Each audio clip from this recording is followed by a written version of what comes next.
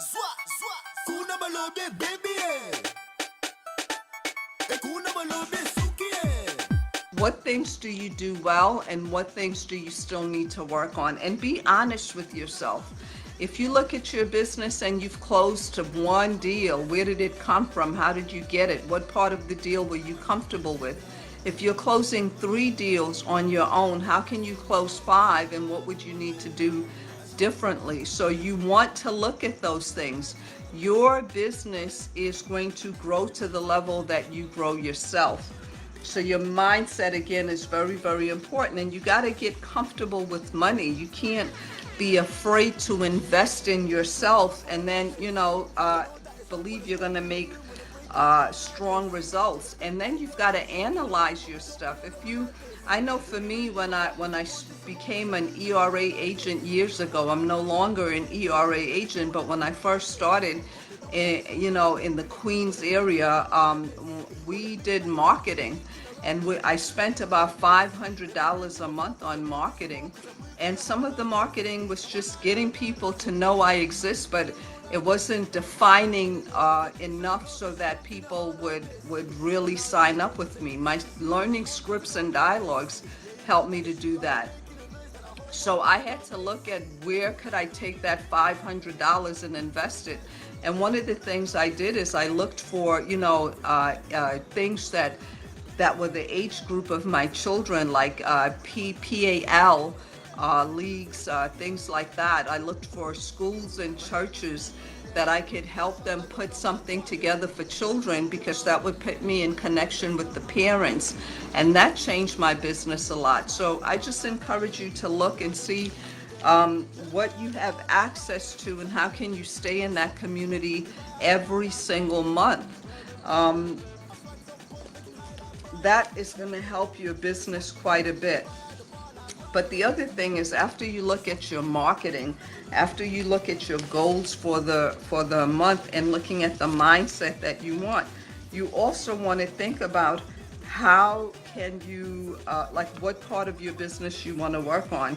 And if you're looking at working with more cash buyers, if your goal is to get cash buyers, they're great for listings, they're great for investment property. You want to learn to ask qualifying questions. You want to ask buyers qualifying questions.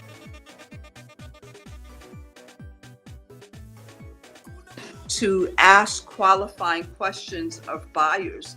And one of the things you may want to ask some investors or people that are looking to pay cash for deals is, what kind of investing are they doing? You may want to ask them where they're investing. What are the zip codes they focus on? What are the neighborhoods in those zip codes they focus on? And then you want to find out from them, what kind of properties are they buying?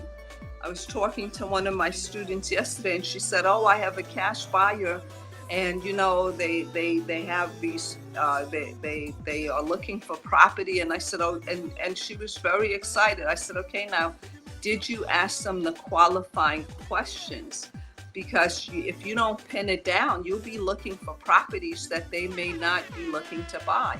I think investors should partner up with real estate people. They know the properties that are on the market and vice versa. So ask your first time investors, people that you've not worked with, or go back to the pool of investors you've worked with in the past and ask them, I just want to, update my information. What areas are you investing in? Because sometimes people say, well, I'm investing in the Beltline in Georgia, or they might say, I'm investing in the Bronx, New York, because Bronx is about to get X amount of millions of dollars to be, different areas are changing in the Bronx. So some people may say, I'm investing in Brooklyn near Flatbush Avenue. So you want to be very specific when you talk to your buyers. Where are you investing? What kind of properties are you buying? 3 bedrooms, single families, two families, multi-families. But what properties are you buying? What kind of properties are you purchasing? and ask them, do you buy for yourself or are you buying for other wholesalers? Because some investors are not buying for themselves, they're buying it so they can wholesale it. And that makes a difference in the kind of properties you're going to share with them. You also want to ask them, what is the maximum work they're looking to do? Some people are only looking for properties that need cosmetic work. They're willing to do paint. Some people are looking for some things that are burnouts. Some people are looking for vacant and abandoned properties. Some people are only looking for, I have some investors that say I only invest in penthouses. So you want to know what is the investor looking at, and then you want to ask them, what is the maximum purchase price that they want to invest in? What is the maximum purchase price? Some people want to stay under $500,000. Some people want to go over $1 million. Some people want to stay under 100,000. And then you want to ask them, what is their average repair budget? Do they invest in properties where they have to put in 100,000, or do they invest in properties where they put in under 20,000? You want to ask them, how do they finance their properties? Do they have the cash? Do they work with a hard money lender? Because this is going to tell you what kind of properties you can show them, especially investors. You are looking to wholesale your deals. You want to ask people that you come across these questions so you can build your buyers list. The more buyers you have on your list, the more deals you can close. How do you finance your deals? And then don't be afraid to ask for proof of funds. Do they either have a proof of funds letter? Do they have a money in the bank statement? But look and see how they are financing their deals. And you also want to ask them, what percent of the properties do they purchase? Like, sometimes people say, I look at 10 deals a week and I only buy, 2 of the 10, or I only buy 2 properties every 6 months.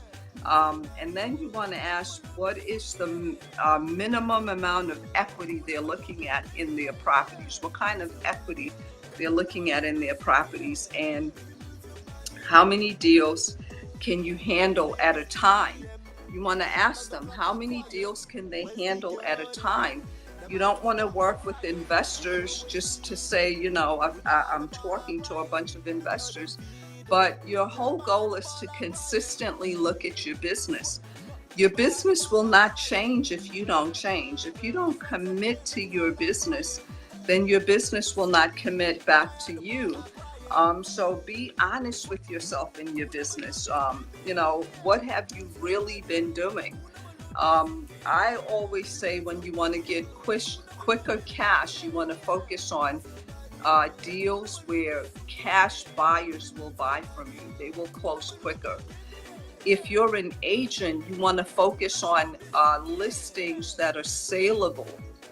Not overpriced listings, not listings that, the seller tells you it's hard to get into the property. Get really good, saleable, fast-selling properties. And again, it goes back, both of them go back to very motivated sellers. If you're not qualifying your sellers, if you're not really looking at how motivated your sellers are, you're making a mistake in your business. And then surround yourself with cash buyers. Look for cash buyers and qualify your cash buyers, your cash investors. Again, don't be afraid to ask them, what kind of properties are they investing in? What zip codes are they investing in? I told one of my students yesterday that, this particular person is investing in this neighborhood. So here is what you need to do to get them more deals in that neighborhood. And she was able to find them 2 properties. But you have to have a game plan, and you got to be consistent, and you want to be focused. That is how you will make over your business. And that's why this month our topic is your business makeover, your real estate business makeover. Again, your business will not change if you don't change. Most people are looking outside of themselves. And that's why I always start with mindset. If you're not committed to your business, if you're the type of person that you invest in a book but you don't read it and do the assignments in it, or you buy a book and you put it on the shelf, you don't really you have to constantly change yourself in your business, and then commit. If you start a book, finish it. Get at least one tip out of that book. If you start a program, finish it. Do all the work. Some of the programs I invest in are very, very expensive. Even this morning, I was online with one of my business coaches, showing me some things that I want to change in my business. So it's very, very important that you run your business and look to run it like a business. So you have to look and see how many real hours are you investing in your business, because also when you look at your business, you want to put in time to work on your business. When you're working on your business, that is when you're looking at what marketing is working for you, where you're going to be listing, how you're going to get more listings, how you're going to get more deals you can wholesale. That is working on your business. But when you're actually sitting in front of a motivated seller, sitting in front of a listing appointment, sitting with a qualified buyer, talking to a cash investor, now you're working in your business. So you have to have time for both. You also have time in your week that you're working on yourself, and you're in some sort of a program that is helping you to keep changing and stay committed in your business. If you're out there networking, that is working in your business, because working on your business, because you're not really closing the deal when you're at a networking event. You're building the relationships that are going to help you to close more business. Any activity you're doing that puts you in front of a seller or a buyer and closes them, that is working in your business. But anything that's preparing you for that, like we have sometimes people that join the yellow letter mentoring program, and they say, oh, I don't want to do yellow letters, I want to do postcards. Well, you got to do one or the other to keep your name relevant in front of people, or you got to write letters. Expired, foreclosures, vacant properties. You got to knock on doors. The more of that kind of work you do, the faster you'll get deals closed. And then you want to connect and build relationships with people that are better than you are in certain things. I've met some realtors that are really good at presenting offers. I've met others that are really good at getting listings. I've met others that are much better at, attracting qualified buyers. I've met others that they automatically, as soon as I say I have a property, they're like, I don't care if I have the listing, let me sell it for you. So you have to look at what you're trying to create for yourself in your business. The next 90 days, the next 30 days, the next 6 months, the next 1 year, and 5 years later. Are you in this industry as something temporary, or are you really looking to make this a lifestyle? And I would also encourage you to get on our weekly prayer call this month. Like yesterday, our topic was wealth consciousness, and we talked about just understanding how money works. Real estate is a form of wealth transformation. If you learn to either list and sell more properties, or wholesale more deals, or fix and flip more deals, or fix and hold more deals, the more properties you hold on to is what's going to transform your income. Or when you get to the point as an agent where you've learned enough as a real estate agent to become a broker, and now you've got other people working on your team, but you've got to keep developing you to grow to the next level. And so, as I mentioned before, I don't tell you guys what I'm not doing. I just share what I'm doing, and I don't get caught up with the negative Nellies.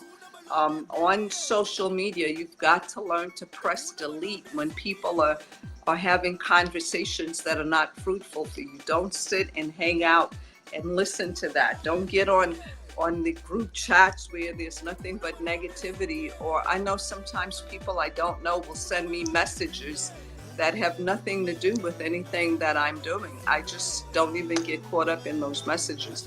Very, very important that you stay focused on where you want to go to. So I gave you some script of how to qualify your cash buyers. One of the business makeovers you want to have is those questions that I just gave you. Can you use them on 10 people this week? If you spoke to 10 people and asked them the questions I just gave you, you'll come across anywhere from 1 to 3 cash buyers. And then you want to focus on helping them find property. You don't even have to just go ahead and get a listing, but you can connect with people that do have more listings and see if you can help to sell their stuff. Or you want to make sure that you yourself are on a buyer's list and that you are getting more help or getting properties that are being shared with you that you can pass on to your own network. And that's a great way to, make some quick cash, is to get on somebody's buyer's list, look at the deals that they have, and then have more people get on your list and share what you've gotten and pass it on. This month, our topic is your real estate business makeover. If you follow us on the RIA, the meetup called the RIA, that's in Georgia. And then in New York, we have the Long Island Queens meetup. You want to connect with us on that, and you will see different meetups and live events that are connected to our trainings. Try to come out to those. The more you invest in connecting with the people that are sharing this information, the better for you. And then third but not last, you want to, like the Yellow Letter Mentoring Facebook page. We put videos up there that could help you. We put worksheets up there and different types of scripts and dialogues that will help you. And then, of course, you can go over to the yellowlettermentoring.com website and see if there's anything there, or even connect to have a conversation with us to see how we can help your business individually. This is a wide platform, so we give tips and share information here, but for your book of business, you want to get hands-on understanding, and there's no commitment in just having a conversation. We can see where you are, see if we can help you move to the next level, and if we're not the right group for you, I might be able to share with you a group you can connect to. And if you like the Yellow Letter Mentoring Facebook page, look out for the upcoming webinar we're going to be having that's going to share more on scripts and dialogues, and a little bit of role playing that we'll be doing with you on that webinar. So my name is Wendy Lovejoy. I've been in real estate now about 28 years. And it just excites me to be in real estate. Some people, they know me as Wendy Williams Lovejoy, but I am Wendy Lovejoy, and I look forward to helping you do what you have to do to get your business to the next level. Today, I wanted to share with you qualifying buyer scripts and just the mindset you should have to take your business to the next level. And we'll have a different topic next week. We're also going to have some guest speakers showing up. I appreciate Anthony for role playing with me. What a person that would want mentorship. Some of the questions they ask, but we normally encourage people when they ask the questions on this platform to schedule a one-on-one, a get to know you, a get acquainted call, where we can ask individually exactly what they're doing in their business, where they want to end up, and work on the gap from where they are to where they want to go, and give them an exact, step by step of what they want to do. And no matter how you look at it in real estate, you have to connect with more motivated sellers. You have to work with more motivated sellers, and you've got to work with motivated buyers. Those are the two main things you want to work with. Focus on one of them, either, getting more motivated sellers, and then that will help you build your buyers list. But there's a sequence of how to grow your business. You cannot run away from working with motivated sellers to grow your business, okay? If I can help you in any way, connect with me. I'd love to have a conversation with you. And like the Yellow Letter Mentoring Facebook page or go over to our website. Talk to you soon. I hope you use the scripts that we shared with you tonight and you take at least one of the things that I suggested for your real estate business and look at, which one of those things you want to work on. Is it your schedule? Is it your dialogue? Is it your money-making activities? Is it your marketing? What is the thing that you're going to work on in the month of July to take your business to the next level? Talk to you soon, everybody. Thanks for hanging out with me. Bye.